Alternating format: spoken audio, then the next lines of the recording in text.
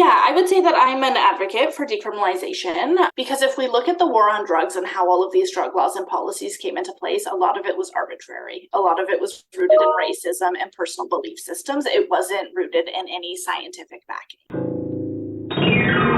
I'm Colin Burrows, and this is the Woodstein Media Podcast, episode 22.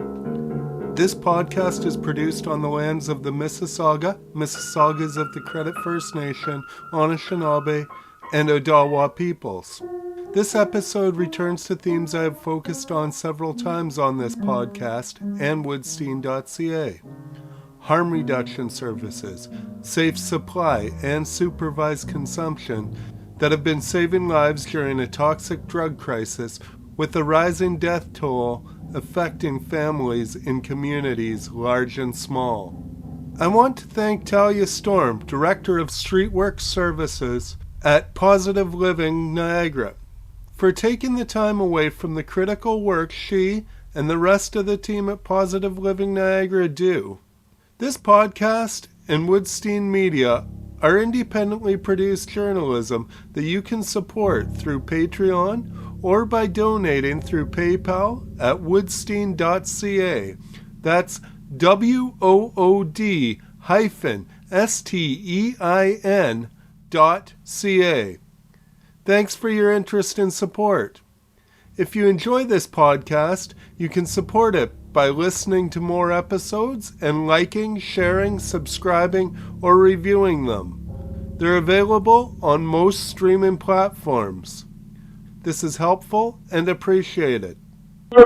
First, kind of more generally, I want you to talk about all the harm reduction focuses provided by the StreetWorks program, and then we'll get more focused on supervised consumption and safer supply and things like that.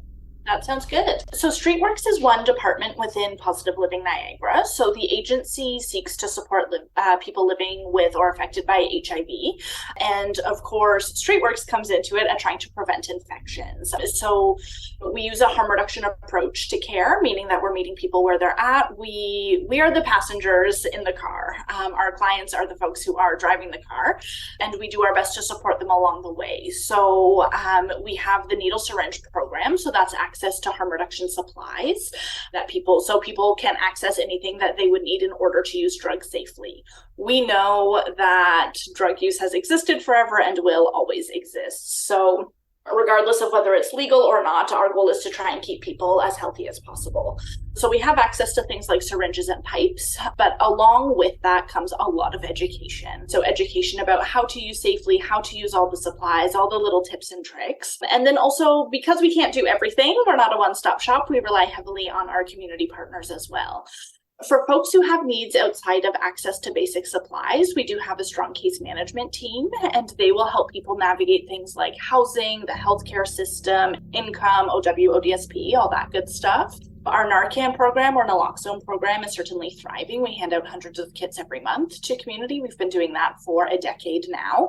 And we do a lot of street level and mobile outreach. So understanding, again, using that harm reduction philosophy, not everyone has access to transportation, right? So if we're supporting someone who lives in Fort Erie, for example, and the only place to access supplies was our main office, that might be a challenge for them. So we can deliver supplies and services to people's homes. We do that 5 nights a week.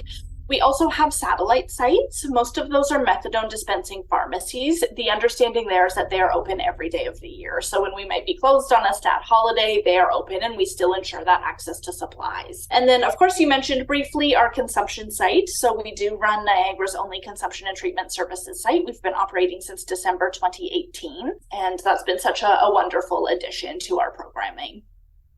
So you said that's been running since 2018. I live in a small community, and a safe consumption site would not go over right now. Hopefully there'll be work done and people will realize the importance of that. And one of the challenges with the sites too is, we're in Ontario and we are in a climate where there has been a cap placed on the number of sites that will be permitted. And so we often get asked about other municipalities in Niagara, and we would love to open more sites, but the willingness isn't there on the part of the government at this point. how has that been accepted by the community? Is it Yeah, positive? we've been very well supported for the most part. There are people who won't understand what we do, and that's okay. And we try and take those moments to have conversations about what their concerns are, to take those moments of education to let them know. But by and large, we've been very well supported. Back when we were going through the application process in 2018, at the time it wasn't required to get city council approval. It now is, but our city council at the time unanimously voted in favor of a site. So we've been well supported by all levels of government locally, and also by our neighbors. A lot of folks in the area have said, this will help us too, whether it's about improperly discarded syringes or being concerned about neighbors who might be having an overdose situation. The neighborhood has been fairly supportive. We have a few naysayers, we always will, and that's okay. And that's just something that we kind of continually navigate.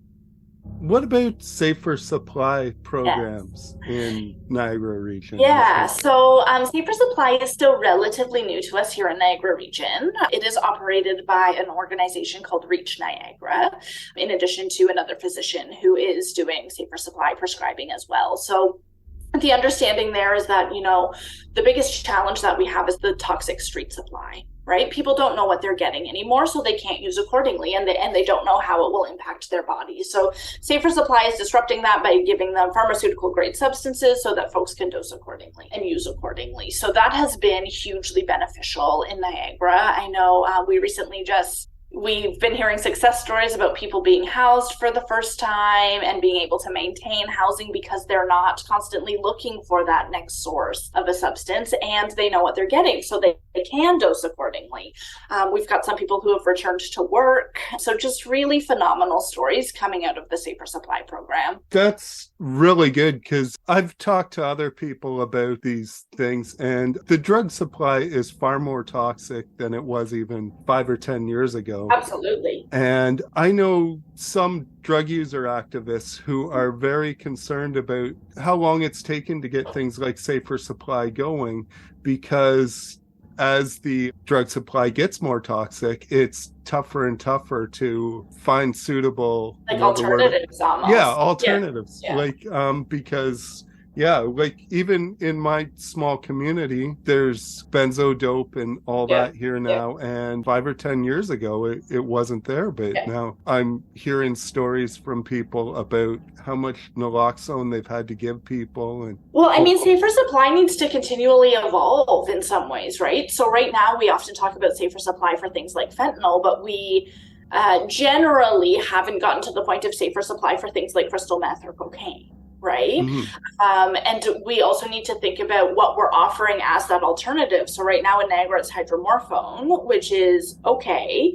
But we know it's not the ideal either for people. So it is a tough thing to keep up with the ever-changing trends, because with in the absence of changes to law and policy, we're stuck doing these reactive measures. Right. Yeah. And I've talked to groups out in BC who, as far as alternatives for things like crystal meth, their best alternative they've come up with is tested crystal meth, so that they know that they're giving something that's safe instead of something that's contaminated. And that probably doesn't go over well with people when you tell them you're going to give out crystal meth. It's a hard piece sometimes wrapping other people's head around this work and why it's important, right? And just the humanity of supporting people. Some folks, we grew up in an era where drugs are bad, right? And it takes a lot to undo that type of thinking. As someone who's working frontline in the overdose crisis, there's been a lot of media reports, and especially one particular federal political party has really been talking bad about the work being done for decriminalization and Safer Supply. And how do you feel that talk impacts the work you're doing? It's hugely impactful. And it's incumbent on anyone in a position of power to look at facts and look at evidence, and to take the personal feelings out of it. And it's very, very challenging, because we need to be looking at evidence. There are mountains of evidence supporting things like safer supply programs, consumption sites, and other harm reduction initiatives. And so it's incumbent on anyone who's in a position of power to be looking at that evidence and be sharing factual information. We're getting into what feels like a bit of a dangerous time where we're just thinking about what we believe, right? We're not looking at what we know to be proven interventions for things.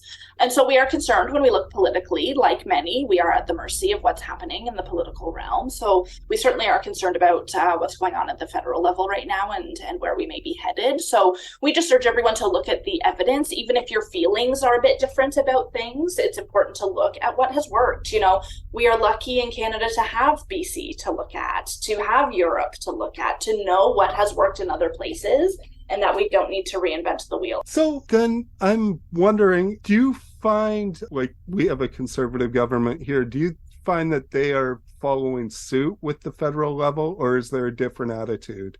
It's hard to say. The folks that we interact with are very supportive of the work that we do, which is wonderful. But I think, you know, politics are always changing, and who's in power is always changing. And there is power there, tremendous power. So we'll have to kind of see how things unfold. I know when we were approved to open a site under the former Liberal provincial government, and then we were one of 3 sites who were told we could not open once the election happened. So we were actually paused for quite a few months and unable to open. Well, at that point, at the time, the new government went through a review of the research. So they came up with, yes, these sites are effective.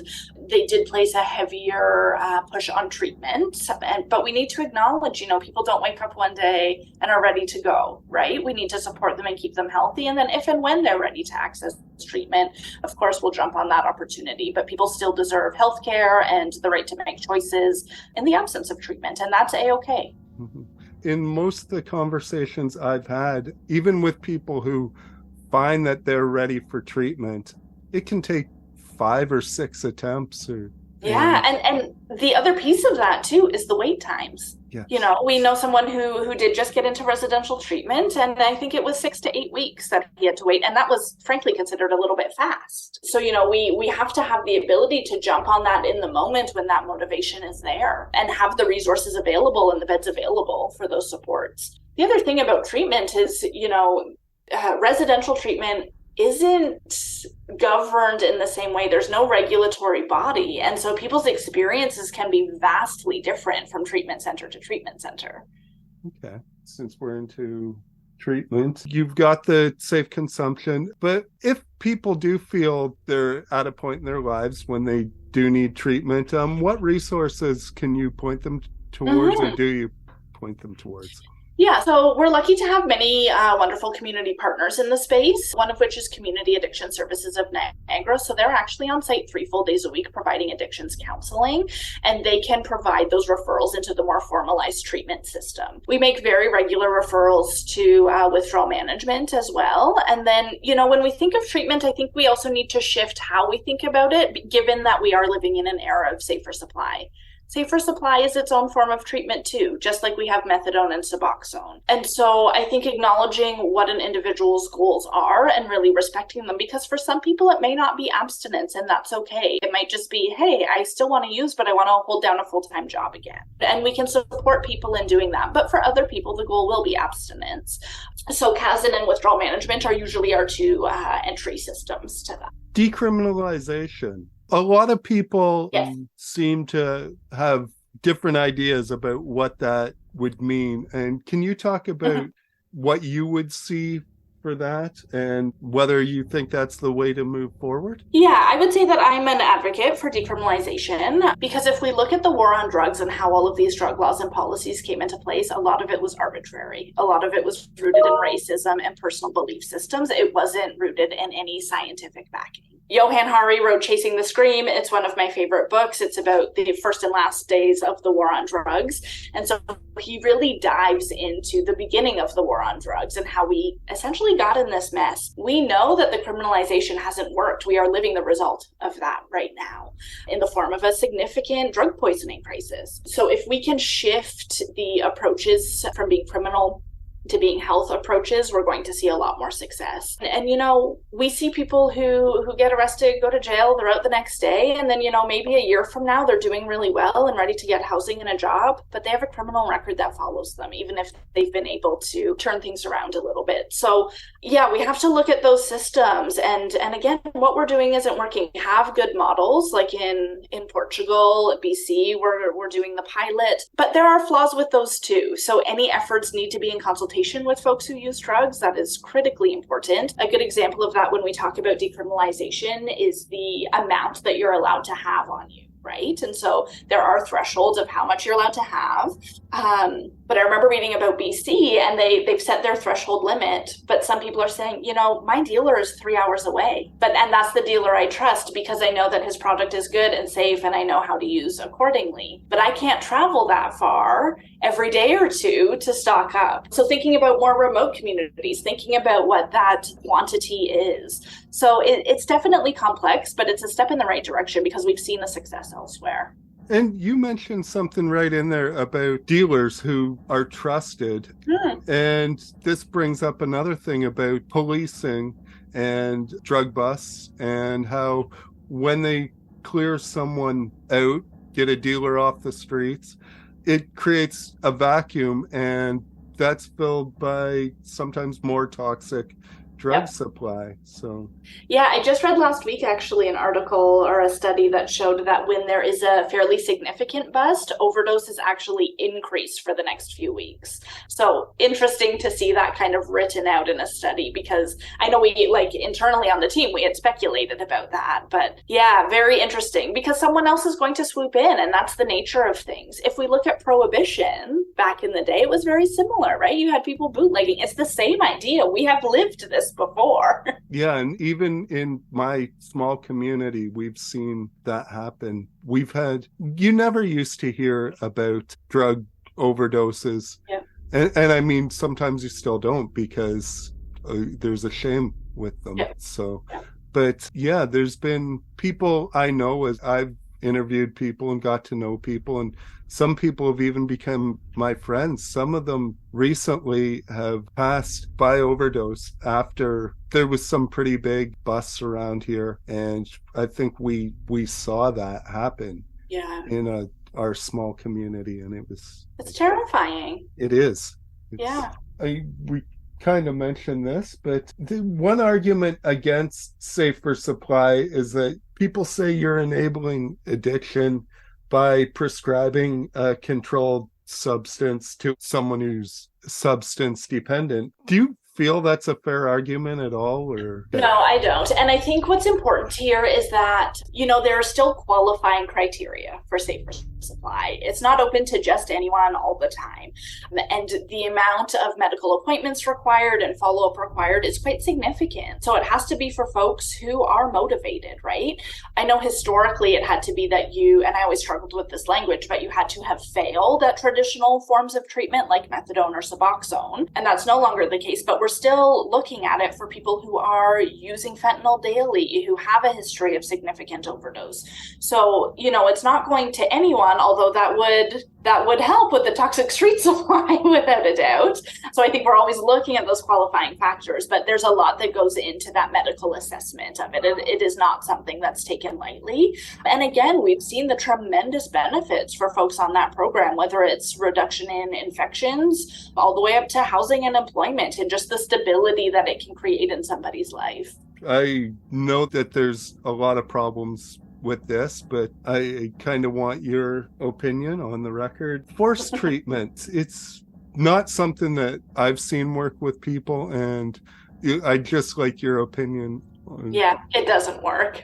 And again, there's a lot of evidence, a lot of studies that point to that. And in fact, forced treatment has the potential to increase risk, because someone is in against their will. If they leave, but their tolerance has dropped in the time that they've been in treatment, they're coming out to a very toxic supply, that tolerance is down, that's a recipe for disaster. So we know that folks have to be willing. And again, abstinence might not be somebody's goal. in the treatment sphere, right? It could be, I am still going to use, but I want these parts of my life to change. So it can be tricky to navigate that.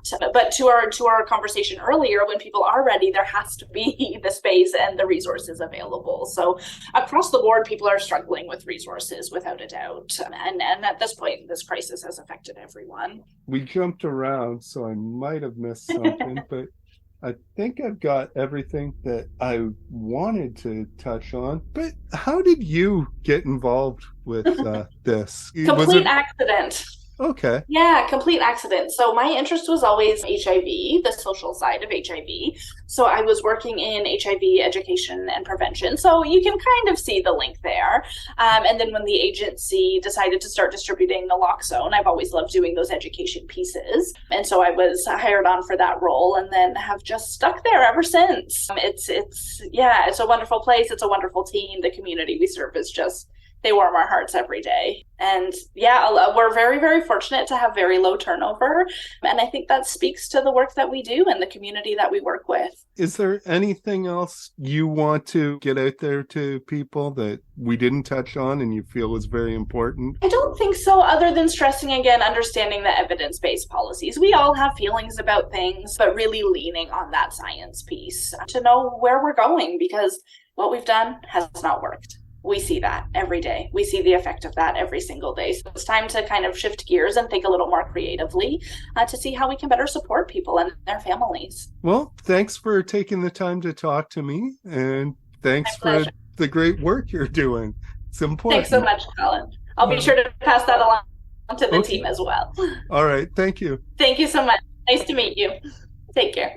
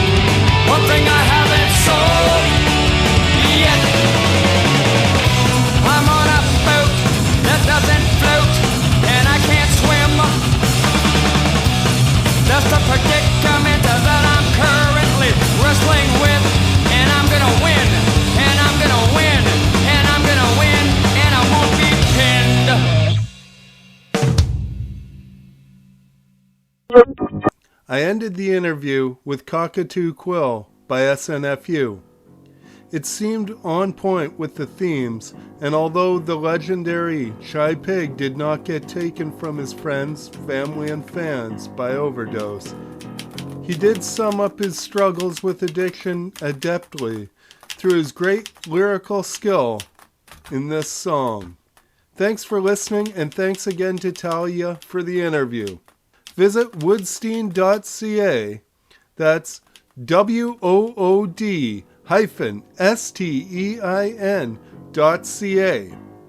You can support this podcast by becoming a patron at patreon.com/Colin Burrows.